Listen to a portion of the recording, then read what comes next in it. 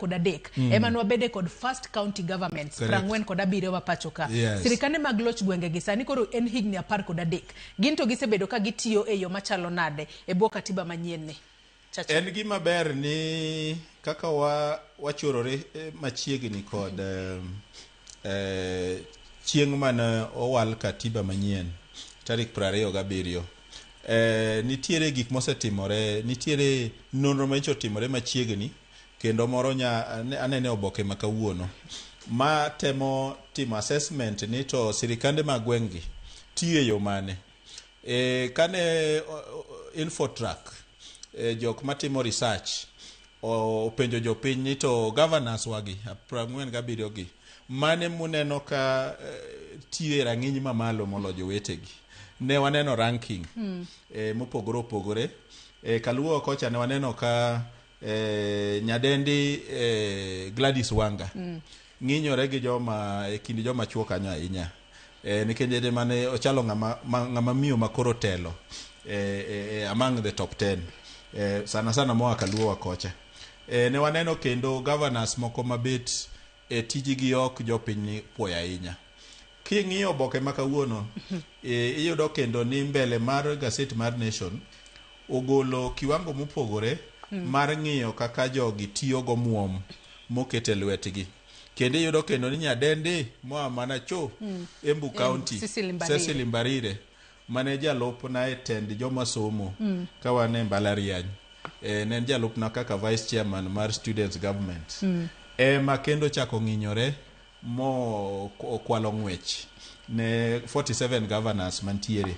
Koro yudo ni nitiere kiwango mopogore. Koro in overall king'iyo gigi duto tiyudo ni devolution okelo lokruok kabisa. Kendo jopiny omako devolution masani kata gin gi ng'ur ni samoro giparo ni otonglo moko nitiere malware kinde lwet jotelo. Nikech jomoko wacho ni kinde mane okela loch gwenge ni yes sirikal nobedo devolve kendo wantiere kod sirikal mamalo kod sirikal mano maloch gwenge ni weche go mago mag mibadhi bende nobedo devolve. Nikech ji wacho ni kalure kod nonro mabendi wacho no mano ogole gazeti wacho ni hik omenda mar 2024 25 counties duto 47 nomiyo omenda madirom bilion 6.7 mane counties duto kanyakla. Kata kamano ang'o momiyo waneno ka Cecily Mbarire motelo to governor e county ma Kisumu Giranyang' Nyong'e makoro ywa boto kacha. Matende ni counties gi bende gikelo dongruok ne jopiny e yo makare kaka katiba noyango kose nitiere kaka omenda moko lal diere kanyo ma japiny ok winj mit mar devolution kaka katiba ne dwaro. Exactly. In fact nonro motim machiegni makoro ni oboke makawuono ni nyiso ni to be utiyo gi pesa ni kaka chik dwaro. Mano konyiso ni onge dongruok. Dongruok sama nyalo bedo to kaka nutiyo gi pesa ni ok kaka chik dwaro. Ingeni tiyo taratibu kato pend katiba mar public finance oketo taratibu moko midwa ni lu. Koro samoro yes itimo dongruok to kaka ni golo pesa ni gi kaka ni chulo gi ok oluwore gi kaka chik dwaro. Mano pogore gi dongruok nikech dongruok to nyalo bedo to samoro i dongruok ka itiyo managa 3 kuom 4 tachiel kuom 4 nitie kaka olware kinde lwet jotelo. Koro pod ji neno dongruok to garama mar dongruok no iyudo ka koro ni malo. Koro emomiyo ineno assessment motim kawuono manie oboke makawuono gi opogore gi mancho tim nikech macheto ne mana pach jopiny ni to unu neno nang'o kuom governors wa 47 gi. To ok nen penjo mipenjo jok manie county ma governor tiye ipenje counties go 47 te.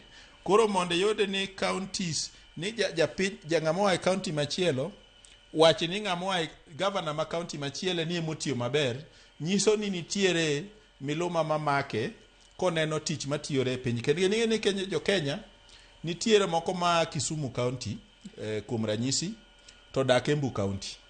Koro sama en Embu county to neno kaka gik moko timore, oneno kaka lokruok medo bedore kendo kata kodok dala kumoae to ng'iyo ni to gik maneno timore kuma dake cha kata kuma tiecha be timore ka.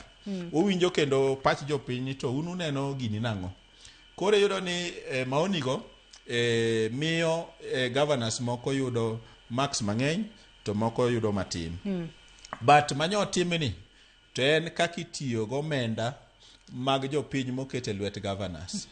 Koro ing'iyo ni to be iluwo chik kaka idware. Koro iyudo ni samoro nitiere counties moko mago kona kata luwo manyo shortcut etiye pesani.